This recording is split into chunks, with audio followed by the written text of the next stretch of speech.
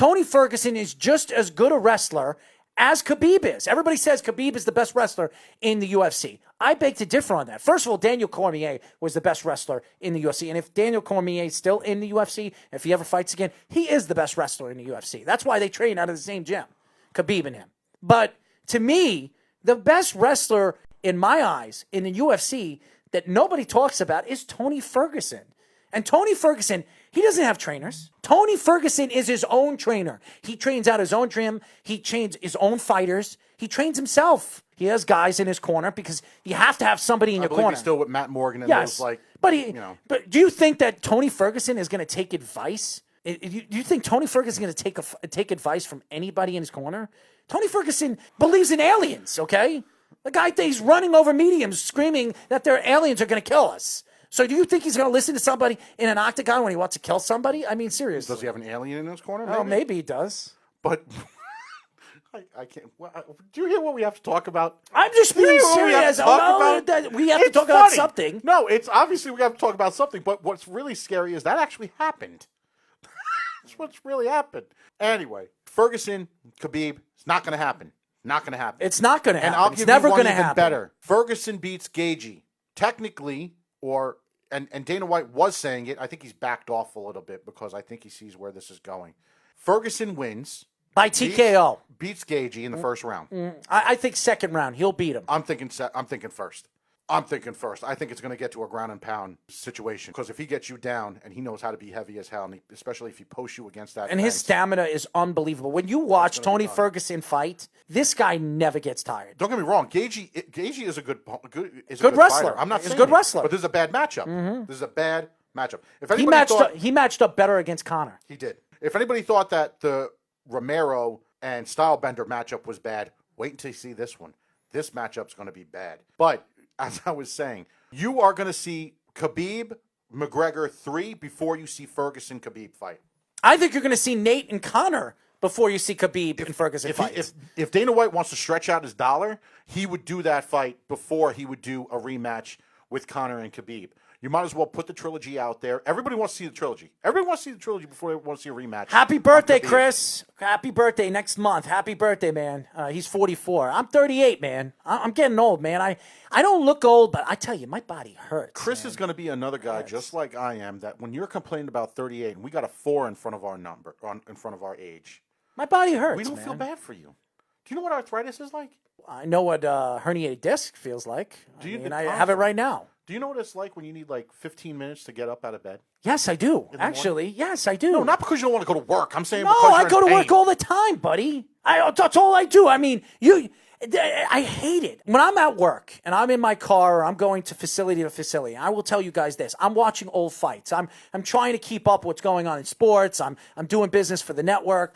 And I get phone calls from this guy right here. And we talk about all different things going on in MMA. Yeah, I'm talking about you. Oh, please. I keep your day festive. Yeah, you do. But we're also sitting there. We go from MMA to NFL to other things we're talking about. Then we're going up to. You're listening to the schmucks on the radio. Well, that's true. I mean, there are a lot of schmucks on the radio. Thank you. Yes, so you're absolutely right. See, I'm a blessing. Yeah, you are a blessing. I'm a blessing. Yes, you're a blessing right in disguise. That's for sure. Hey, God works in mysterious ways, my friend. Anyways, but you're never going to see Khabib and Ferguson. No. That's not going to happen. There's going to be another excuse, another something, whatever. Unfortunately, I know everybody can't wait for that, but it's not happening. Somebody passed away in the family. I got to go back. But the thing that is upsetting me with it, and there's a lot of this, it's the idea of the interim title. The interim title, first off, when you throw that word interim, you might as well have an asterisk next to anything. Just put champion. When you put asterisks next to anything, it waters it down. That's why the word interim sucks. Khabib has to. They've always we always talked about this. I think it's in boxing. There's the rules in boxing. Yes. When it comes to WBA, WBC, the big three. Mm-hmm. You have to defend your title within a certain period, or it gets vacated. Correct? Yeah. Mm-hmm. That does not apply in the UFC, unfortunately. Well, that's because Dana White runs everything. But it should.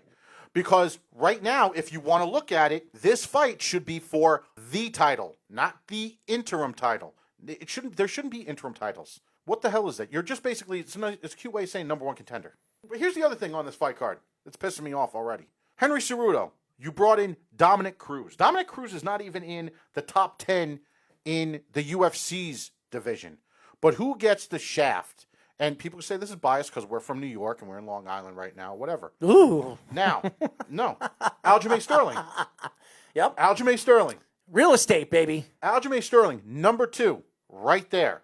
And he hasn't fought Henry Cejudo yet. He hasn't fought in like a year. And you want to know something? But you want listen. Right there, that shot should be going. He should be getting a shot. Peter Yan should be getting. Why is Cerrone fighting on every single card that we see, and we don't see some of the top fighters? I feel like they're trying to push in the divisions? They're trying to push the last 3 fights out of his contract to get him the hell out of here. Is that what you think he's doing? I think that's what they're trying to do. Is that what Dana White is trying to do? Because trying to me, get the most money they it's an can embarrassment off of that fanfare. It's a complete embarrassment. Has. It really is. He's got 3 fights left. Push him through. Push him out. Let him retire because he's not going to get another 5-fight deal, 3-fight deal. It's not going to happen. Did you read this article? Johnny Hendricks? Mm-hmm. Oh God. Yeah, Johnny Hendricks. If you guys remember him, he was the guy that a lot of people thought. He's the guy that can't make weight. Almost beat GSP, by the way. That was a very close fight. As a heavyweight. Yes. As a heavyweight. Yes, the guy can't make weight, ever. Johnny Hendricks explains how the USADA played a role in his retirement of MMA. Johnny Hendricks never failed the USADA test or took any performance-enhancing drugs in his career, but he does say the USADA played a big factor in why he retired in 2018. Hendricks claimed the UFC gold back at UFC 171 where he defeated Robbie Lawler to win the vacant belt. We were just talking about vacancies. He would then lose the title to Lawler in the next fight, and the USADA would be soon introduced afterward. After the USADA was brought in, Hendricks ended his career just 2-5 while he missed weight 3 times. Part of the reason why he struggled was his diet. As he said, he was drinking too much beer and eating fast food instead of getting the right nutrients in his body. So wait.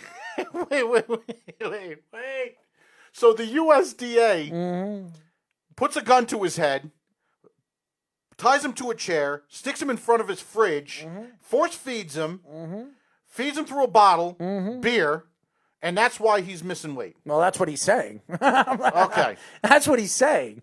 I don't know. If anybody wants to know the effects of long-term hits to the head, there you go. Well, I don't know about long-term hits to his head. I think he's trying to find a reason or an excuse on why he come retired. up with a good one? Well, that's his excuse. Unfortunately, Couldn't come up with a good one. Well, usually when people complain about the USDA, they usually complain about some kind of failed test when it comes to blood tests or piss tests. Correct? Yes. Mm-hmm. Not. I ate too much beer and nachos. Help me with this. There's nothing to help. I think. Help me with this. We got a guy like Tony Ferguson that thinks aliens are going to attack the world and Maybe we're all going to die. That's him. And then we have fighters like John Jones who can't stay out of trouble, or he likes to drive fast, or he likes to sniff coke, or whatever the heck he likes to do, or all of the or above, party, or all the same above, time. or steroids, shooting himself in the ass. And then you have guys like Mark Hunt coming out and claims the UFC doesn't give a shit if fighters die, which I agree with him. I agree with him on this article. I'll tell you, I'm going through some of these articles because I haven't read them yet, and they came out today. And I know the MMA world and MMA news is trying to find some kind of story to talk about. But boy, oh boy, oh boy, everything is negative coming out from the UFC. Just think about it. Every single thing so far that I've read is negative. Why? But Mark Hunt has been on this for a long time, and he's never gotten an answer. He hasn't. Back in UFC 200. But he's right. No, he is right. Back in UFC 200, he went against Brock Lesnar. I remember. Brock Lesnar basically laid and prayed on him for the 3 rounds. And with that being said, after the fact, Brock failed a drug test. And he did win the fight, but and he didn't get his money. By the way, he didn't get his money either. And here's the thing. Mark, on the record, Mark is still seen as the loser. Nothing's done. Nothing was done. There was no contest with that fight. And on top of that, Mark Hunt said, okay, right off the bat, he cheated. He didn't win. He should have had the winnings. I should be getting that money. I should be getting that money. Nothing. No answer. The worst thing about, sometimes people say, what's worse than a bad answer? No answer. They just sat there like a bunch of morons like this, and that's it. Sorry. They didn't even give him a tough, well, that's the way things work. We're investigating. Nothing like that. And Mark Hunt is one of these guys. He's a lifer. Take his record away from it. Even the fights, whether he's won, lost, every fight that this guy had, he always had battles. And he never, what's one fight that he ever fought that you could say he went against a bad opponent or a mismatch opponent? Didn't happen. Krokop, Vanderlei, he's fought everyone. Mir, he's fought everybody. Well, he doesn't back down from a fight. Not at all. He doesn't back down from a fight. And at the same time, he's competitive. He's always been competitive. And I'm not saying it because he's one of my favorite fighters that I've always watched. And I'm not saying it because we share the same physique.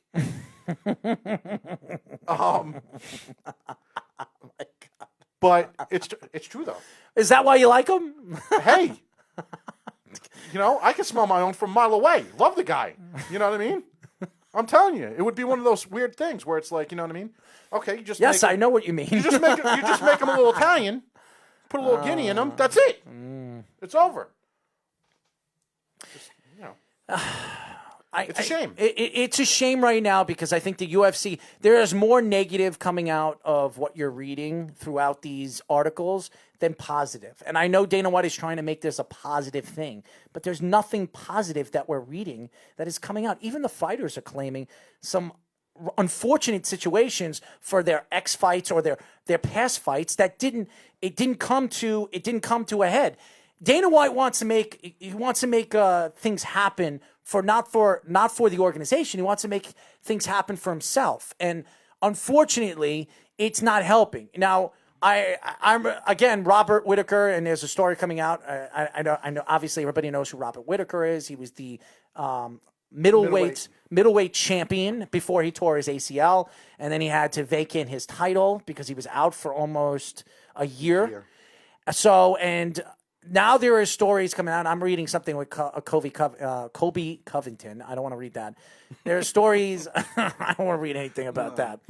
Robert Whittaker hopes his bout with Darren Till can be at catchweight. Now, why is he trying to drop so much weight to fall to catchweight? Isn't catchweight at like 155? 160 or something like that? It all depends on which way he's going with the catchweight.